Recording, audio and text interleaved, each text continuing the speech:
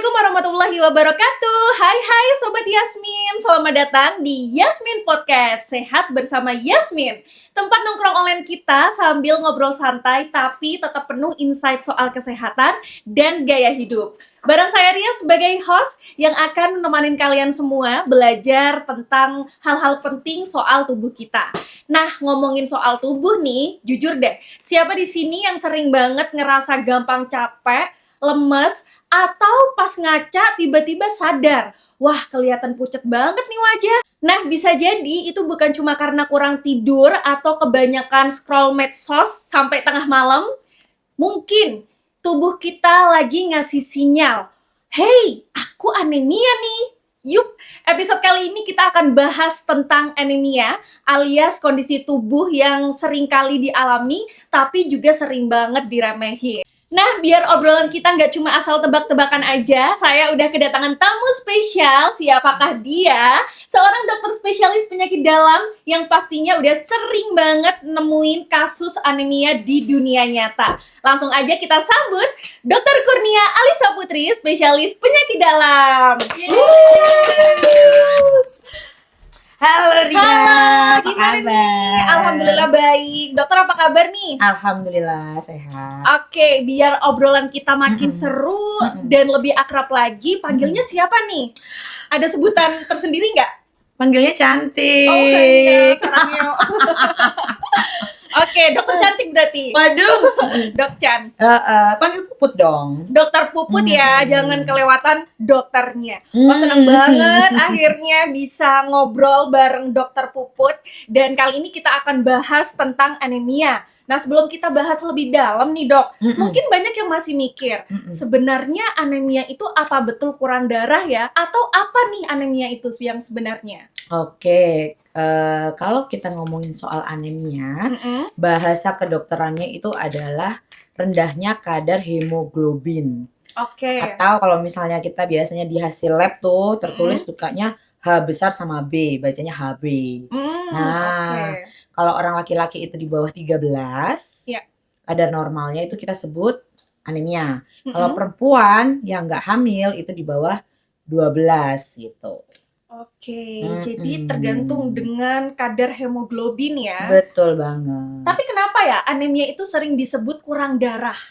Itu betul nggak sih istilah mungkin itu? Bener-bener katanya orang awam, mungkin kurang darah, cuma nggak diterusin titik-titiknya. Jadi ada titik-titiknya, kurang kadar darah merah atau sel darah merah atau yang kita biasa sebutnya adalah eritrosit. Gitu. Itu ya bahasa-bahasa medis mungkin orang awam kurang begitu paham ya. Apa tadi namanya? Perlu digarisbawahi? Eritrosit. Eritrosit. Sel darah merah. Oke, lalu dokter, seberapa umum sih anemia itu terjadi di masyarakat Indonesia terutama? Oh banyak banget. Jadi kalau kita ngomongin soal berapa banyak, berarti kan kita ngomongin soal prevalensi ya. Kalau di Indonesia itu jumlahnya kurang lebih adalah sekitar 20-30%. Oke, lumayan banyak ya? Banyak banget. Dan masyarakat yang teredukasi sangat rendah. Itu yang paling menyedihkan, makanya anemia itu agak sulit sekali untuk dikenali di masyarakat gitu. Nah, itu tujuan dari podcast ini sebenarnya, ya kan? Ini siapa aja yang paling beresiko terkena anemia? Misalnya cewek atau cowok atau usia-usia tertentu? Kalau data mengatakan memang yang paling banyak resiko yang terjadi itu adalah yang pertama wanita. Karena kita tahu sendiri ya, wanita itu pertama setiap bulan ngapain? Betul, kehilangan darah secara alamiah ya. Yang kedua, wanita itu hamil. Nah, ketika kita hamil, tubuh kita itu secara otomatis akan menyerap banyak zat besi yang kita punya untuk menyiapkan bayi kita, karena bayi kita juga butuh pembentukan eritrosit atau sel darah merah tadi itu. Terus yang ketiga, anak-anak. Ngomongin soal gizi. Usianya, wah saya kurang tahu detail ya, karena itu bagiannya pediatri. Tapi untuk anak dari data WHO di dunia juga sekitar 30% dari populasi. Jadi banyak banget.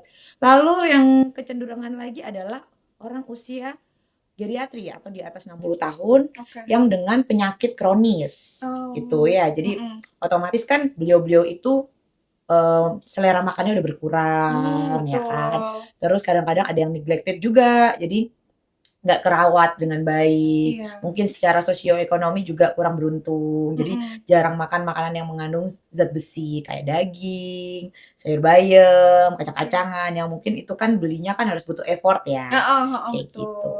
Jadi sebenarnya ini ya dari Mm-mm. anak-anak sampai dengan lansia ya. Iya, Kalau betul. digaris besarkan. Jadi Mm-mm. usia remaja pun pasti. Oh, kalau sekarang banyak. Jadi kalau Hmm. WHO itu menuliskan usia 15 sampai 49 tahun. Oke, usia Terutama produktif ya. betul, terutama Betul. perempuan.